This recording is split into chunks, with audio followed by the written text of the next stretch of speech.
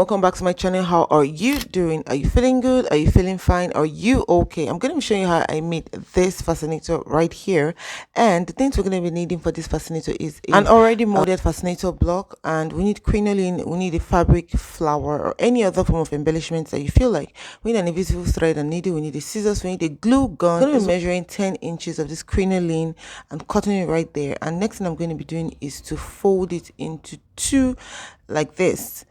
After doing that, I'll just put it together that way. I get my thread and I just use it to fasten it, and that's pretty much it.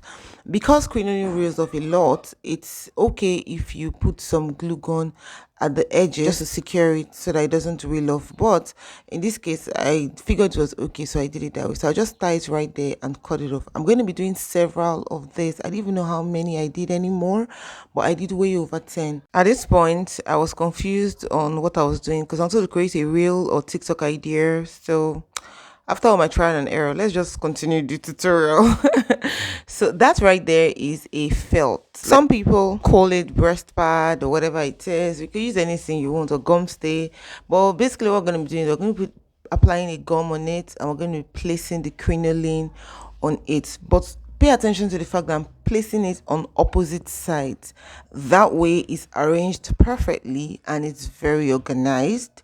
So I'm putting this right there, and I'm going to put in another one on the opposite direction.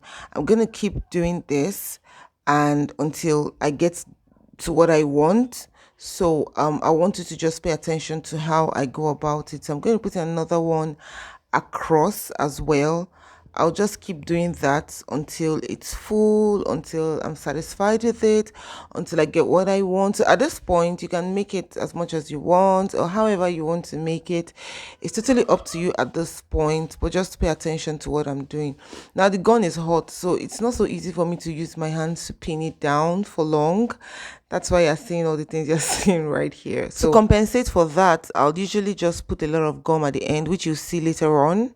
So I'll finish it very quickly right now, and just watch how I'm going to do it. I'm going to be placing it on the opposite directions till I get to the point where I'm satisfied and okay with what I want.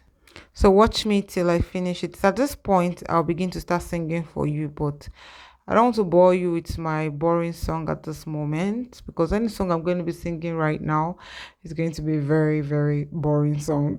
If you haven't subscribed to my channel, kindly subscribe to my channel, hit the notification bell so that whenever I post a video, you will see it. So this fascinator is gradually coming to an end right now. Somebody somewhere is telling me sing for me. I will not sing. I shall not sing. While I was on my own doing my work like this, boom, my camera shifted. You see that? Well, I will adjust it back and continue the video. Very easy, right? So yeah, that's what happens.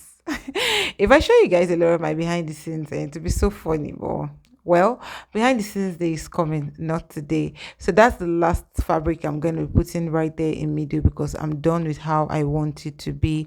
I'll just pick the molded fascinator base and place it on top like that, and that's it. Easy peasy, right?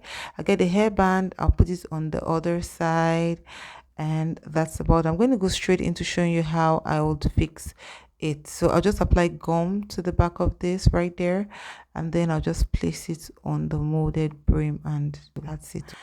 Yeah, I'll just put it there, hold it for it to dry.